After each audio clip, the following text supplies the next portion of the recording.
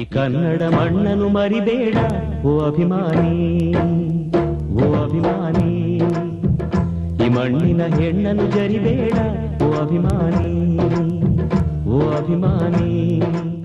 Tumakuru Bengaluru railway ಪ್ರಯಾಣಿಕರ ವೇದಿಕೆ ವತಿಯಿಂದ ಇವತ್ತು ತುಮಕೂರು ರೈಲು ನಿಲ್ದಾಣದಲ್ಲಿ ಕರ್ನಾಟಕ ರಾಜ್ಯೋತ್ಸವವನ್ನು ಸರಳವಾಗಿ ಆಚರಿಸಲಾಯಿತು. ನಿಲ್ದಾಣ ವ್ಯವಸ್ಥಾಪಕ ಭಾಸ್ಕರ ಅಡಿಗ ಮತ್ತು ವೇದಿಕೆ ಉಪಾಧ್ಯಕ್ಷ ಬಾಲಾಜಿ ಕನ್ನಡ ಧ್ವಜಾರೋಹಣ ನೆರವೇರಿಸಿದರು. ನಿಲ್ದಾಣ ವ್ಯವಸ್ಥಾಪಕ ಭಾಸ್ಕರ್ ಅಡಿಗ ಮಾತನಾಡಿ ವೇದಿಕೆ ಕಾರ್ಯಗಳನ್ನು ಶ್ಲಾಘಿಸಿದರು. ಪ್ರಯಾಣಿಕ ವೇದಿಕೆ, ತುಮಕೂರು ಪ್ರಯಾಣಿಕ ವೇದಿಕೆ ಮತ್ತು ರೈಲ್ವೆ ಸಿಬ್ಬಂದಿಯ ಸಹಯೋಗದೊಂದಿಗೆ 59ನೇ ಕನ್ನಡ ರಾಜ್ಯೋತ್ಸವವನ್ನು ಸಂತೋಷದಿಂದ ಆಚರಿಸುತ್ತಿರುವಂತಹ ಈ ಸಂದರ್ಭದಲ್ಲಿ ತುಮಕೂರು ರೈಲು ನಿಲ್ದಾಣದಲ್ಲಿ ಕಳೆದ 2 ದಶಕಗಳಿಂದ ಕನ್ನಡ ಪುಸ್ತಕಗಳ ಮಳಿಗೆ ನಡೆಸುತ್ತಾ ಕನ್ನಡ ಸಾಹಿತ್ಯ ಲೋಕಕ್ಕೆ ವಿಶಿಷ್ಟ ಕೊಡುಗೆ ನೀಡಿದ ದಾನಿ ಬಸವರಾಜಪ್ಪ ಅವರನ್ನು ವೇದಿಕೆ ವತಿಯಿಂದ ಸನ್ಮಾನಿಸಿ ಅಭಿನಂದಿಸಲಾಯಿತು.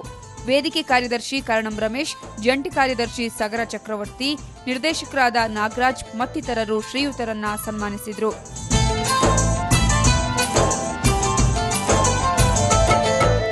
ಕಾರ್ಯಕ್ರಮದಲ್ಲಿ ಮಾತನಾಡಿದ ಸ್ಟೇಷನ್ ಮಾಸ್ಟರ್ ಸತ್ಯಪ್ರಸಾದ್, ಜನಜೀವನದಲ್ಲಿ ಕನ್ನಡವನ್ನು ಉಳಿಸುವ ಜವಾಬ್ದಾರಿ ಮಾಧ್ಯಮಗಳ ಮೇಲಿದೆ ಎಂದರು. ನಮಗೆ ಮಾರ್ಗದರ್ಶನವಾಗಬೇಕಾಗಿರೋದೇ ನ್ಯೂಸ್ ಪೇಪರ್. ಪ್ರತಿದಿನ ನಾವು ಓದುವಂತ ವಾರ್ತಾ ಪತ್ರಿಕೆಗಳೇ ನಮಗೆ ಮಾರ್ಗದರ್ಶನ ಆಗಬೇಕು.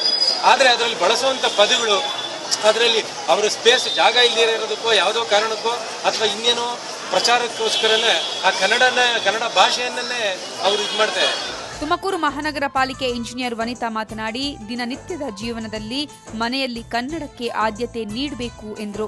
ನಿಜವಾಗ್ಲೂ ನಮ್ಮ ಕನ್ನಡನ ಮೂಲೆಗುಂಪು ಮಾಡ್ತಾ ಇದೀವಿ. ಇದಾಗದ್ ಬೇಡ. ನಾವೆಲ್ಲರೂ ಕನ್ನಡವನ್ನ ಮಾತಾಡೋಣ.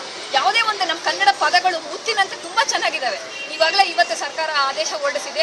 ಈ ರೀತಿ ಅವರು ಬದಲಾವಣೆ ಮಾಡ್ತಾ ಇದ್ದಾರೆ. ಅದ್ರ ಜೊತೆಗೆ ಭಾಷೆಯನ್ನ ಉಳಿಸಿ, ರಕ್ಷಿಸಿ, ಪೋಷಿಸುವಂತಹ ಕಾರ್ಯ ನಾವೆಲ್ಲರೂ ಮಾಡಬೇಕಾಗಿದೆ. ಈಗ ನಮ್ಮ ಮನೆಯಲ್ಲಿ ನೋಡಿ, ನಾವು ಒಬ್ರು ಮಾತಾಡಿದ್ರೆ ನಮ್ಮನ್ನೆಲ್ಲರೂ ಫಾಲೋ ಮಾಡ್ತಾರೆ. ವೇದಿಕೆ ನಿರ್ದೇಶಕ ಪರಮೇಶ್ ಪ್ರಾರ್ಥಿಸಿದರು. ಉಪಾಧ್ಯಕ್ಷ ಬಾಲಾಜಿ ಸ್ವಾಗತಿಸಿದರು. ನಿರ್ದೇಶಕ ಭರತ್ ಕುಮಾರ್ ವಂದಿಸಿದರು. ಕಾರ್ಯಕ್ರಮದಲ್ಲಿ ಶಾಲಾ ಮಕ್ಕಳೊಂದಿಗೆ ವೇದಿಕೆಯ ಸದಸ್ಯರು ನಾಡಗೀತೆ ಹಾಡಿದರು.